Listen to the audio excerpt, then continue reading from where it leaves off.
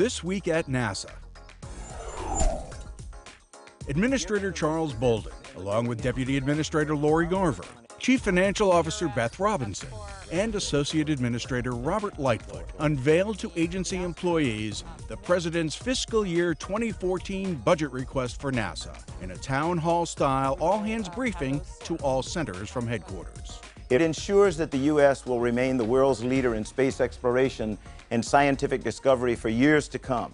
I know there's been a bit of a misperception out there after shuttle retirement that maybe NASA's best days are behind us, and I think we have an opportunity with this budget to show that that is in fact far from the truth. The public benefits of NASA, that's always the place you want to start. Budgets are a lot about costs, but of course we're doing all this for the benefits. The proposal would leverage the agency's capabilities to make significant yet affordable advances for the nation while meeting the space goals set by the Obama administration.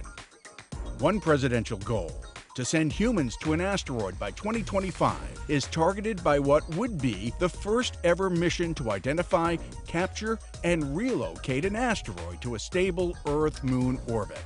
There, it could be explored by astronauts using the Orion spacecraft and the Space Launch System. We're going to go rendezvous with this asteroid, and we're going to take samples off of it. That allows us to start working on the techniques we're going to need that are so different than low Earth orbit. The President's NASA budget request supports a balanced portfolio of aeronautics and space technology development, Earth and space science, and the use of innovative commercial partnerships for crew and cargo transport to the International Space Station. Orbital Sciences Corporation's Antares rocket sits poised for its April 17th test flight from the Mid-Atlantic Regional Spaceport's Pad 0A at the Wallops Flight Facility. This demonstration of the Antares launch system will send a simulated Cygnus spacecraft to orbit. The real Cygnus will deliver cargo to the International Space Station under NASA's Commercial Orbital Transportation Services, or COTS program.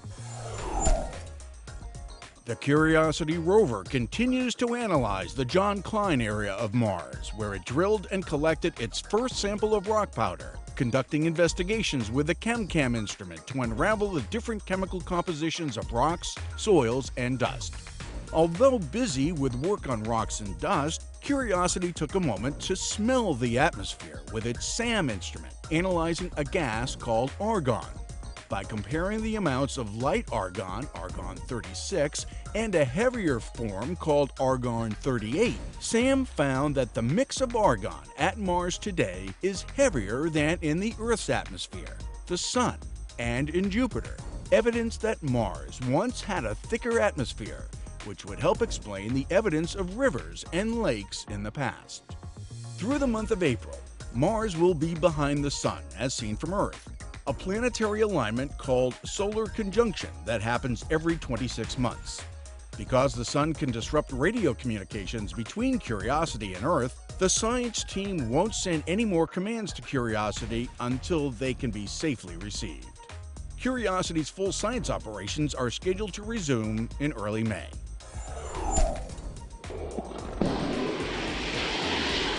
At the Dryden Flight Research Center, testing of Marsden Space Systems Xombie Space Access Technology Demonstrator produced its highest and longest flight to date. Designed and guided to replicate a planetary approach, Xombie ascended more than 1,600 feet above ground and nearly 1,000 feet laterally before making a pinpoint landing. The flight was supported by NASA's Flight Opportunities Program that allows researchers to test promising space flight technologies. The flexible wings of the James Webb Space Telescope were put in deep freeze at the Marshall Space Flight Center's X-ray and cryogenic test facility. Engineers chilled the wings to a frigid minus 414 degrees Fahrenheit to simulate the extreme temperatures of space. That'll allow any flaws found in the wing's 900 separate parts to be corrected before JWST makes its scheduled 2018 launch. The most powerful space telescope ever built, JWST will see farther back in time than even the Hubble Space Telescope to provide images of the first galaxies ever formed and explore planets around distant stars. April is Earth Month, and employees at the Goddard Space Flight Center volunteer to help with an on-site tree planting. The 35 trees will not only spruce up the area, pun intended, they'll also protect against wind erosion. NASA's celebration of Earth Day on April 22nd will include the display of HD Earth imagery on a 9-screen hyperwall for travelers at Washington, D.C.'s Union Station. Main engine start. We have main engine start. April 12th is special in exploration history as the anniversary of 2 key spaceflight events 20 years apart. Most recent, the 1981 liftoff from the Kennedy Space Center of Space Shuttle Columbia on STS-1. Astronauts John Young and Bob Crippen made 37 orbits on the 2-day mission that successfully tested all major systems of the new orbiter and ushered in NASA's 30-plus years space shuttle era. And a score of years earlier, on April 12, 1961, Russian cosmonaut Yuri Gagarin became the first human in space. His Vostok spacecraft completed an orbit of Earth. A national hero, Gagarin went on to serve as Deputy Training Director of the Cosmonaut Training Center outside Moscow, which now bears his name. NASA's official Twitter feed, @NASA, has won its 2nd consecutive Shorty Award for the best government use of social media. The Shorty Awards also recognize NASA's @Mars Curiosity account as Foursquare Mayor of the Year. The @NASA acceptance tweet read in part, "We're sharing the universe, one tweet at a time." And that's This Week at NASA.